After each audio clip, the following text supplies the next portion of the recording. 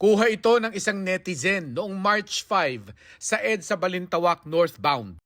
Ang ilang kabataan nang gulpi ng mga kapwa nila bata sa loob ng isang jeepney.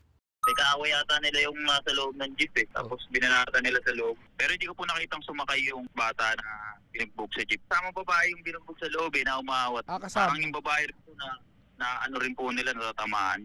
Makikita ang kaba ng ibang sakay ng jeepney dahil sa tila armas na hawak ng isa sa mga gumulpi.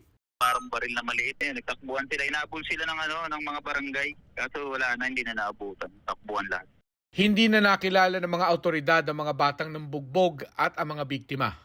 Pero pag-amin ng barangay Unang Sigaw na nakakasakop sa lugar, matagal na nilang problema ang mga kabataang nasasangkot sa mga petty crime. Minsan nag-aano sila sa babae, yung syota-syota, kaya ang pinagmumulan nila ng away. Ang karamihan po talaga dito nangyayari yung agaw cellphone.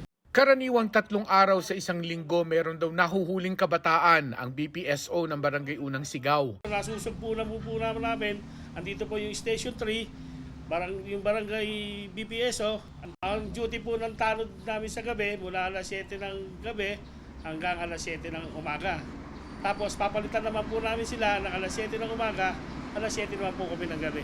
Kung hindi mabigat ang krimen, ang mga kabataang nahuhuli ay hindi pwedeng i-detain ng matagal at dinidisiplina lang ayon sa pinapayagan ng batas. Pinapatawag po namin yung mga magulang, tapos pinagko-community service po namin sila.